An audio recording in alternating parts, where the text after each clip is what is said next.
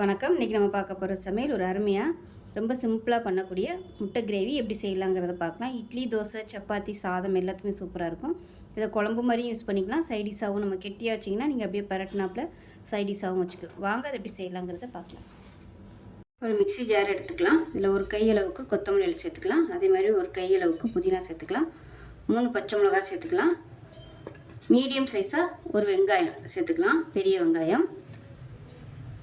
1/4 teaspoon போல் கசகசா சேர்த்துக்கலாம்.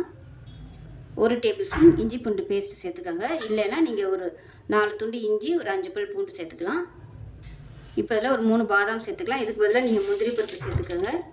1 table spoon அளவுக்கு பொட்டுக்கடலை சேர்த்துக்கலாம். இப்போ இது எல்லாத்தையுமே நல்லா நைஸாக அரைச்சிட்டு பார்க்கலாம். ஒரு பேன் எடுத்துக்கலாம். தேவையான அளவுக்கு எண்ணெய் விட்டுக்கலாம். எண்ணெய் சூடாகிடுச்சு. 1 டீஸ்பூன் போல் சோம்பு சேர்த்துக்கலாம். அது கூடவே ஒரு கொத்து கருவேப்பிலை சேர்த்துக்கலாம். கருவேப்பிலை பொரிய ஆரம்பிச்சிருச்சு. மீடியம் சைஸாக ஒரு பெரிய வெங்காயம் பொடியாக கட் பண்ணதை சேர்த்துக்கலாம். வெங்காயம் வதங்குறதுக்கு உப்பு சேர்த்துக்கலாம். வெங்காயம் நல்லா வதங்கிடுச்சு. மீடியம் சைஸாக ஒரு தக்காளி சேர்த்துக்கலாம். பெரிய தக்காளி இருந்தால் 1 எடுத்துக்கோங்க, சின்னதாக இருந்தால் 2 எடுத்துக்கோங்க. இப்போ தக்காளி நல்லா மசிஞ்சிருச்சு. 1/2 டேபிள் ஸ்பூன் சீரகத்தூள் சேர்த்துக்கலாம். 1/2 டேபிள் ஸ்பூன் கறி மசாலா சேர்த்துக்கலாம். 1 டேபிள் ஸ்பூன் மிளகாத்தூள், 1/2 டேபிள் ஸ்பூன் காஷ்மீரி மிளகாத்தூள் சேர்த்துக்கலாம். 1 டேபிள் ஸ்பூன் தனியாத்தூள், 1/4 டீஸ்பூன் மஞ்சத்தூள். இது எல்லாத்தையும் வதக்கிக்கலாம். இப்போ எண்ணெயில் வதக்கியாச்சு. இப்போ நம்ம அரைச்சி வச்சுருக்க அந்த பேஸ்ட்டை சேர்த்துக்கலாம்.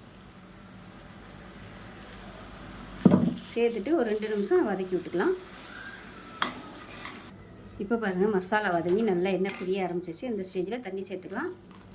கிரேவிக்கு தேவையான தண்ணி வந்து சுடு தண்ணியாக சேர்த்துக்கோங்க. நல்லா கலந்து விட்டுக்கலாம். இப்போ பாருங்கள், கிரேவி நல்லா கொதிச்சுக்கிட்டு இருக்கு. ஒரு 6 முட்டை வேக விட்டு எடுத்து வச்சுருக்கேன். 2ஆக கட் பண்ணிவிட்டு இதை சேர்த்துக்கலாம். அப்படியே இப்போ கிரேவி நல்லா கொதிச்சுக்கிட்டு இருக்கு. உப்பு கம்மியாக இருக்குது. கொஞ்சமாக உப்பு சேர்த்துக்கலாம். அடுப்பு நல்லா மீடியத்துலேயே வச்சுக்கோங்க. இன்னும் கொஞ்சம் நல்லா கெட்டியாக வரட்டும். இது வந்து இட்லி, தோசை, சப்பாத்தி, சாதம் எல்லாத்துக்குமே ஊற்றி சாப்பிட்றதுக்கு சூப்பராக இருக்கும். இன்னும் கொஞ்சம் கெட்டியாக வச்சிங்கன்னா நீங்கள் சைடிஷாக கூட வச்சுக்கலாம்.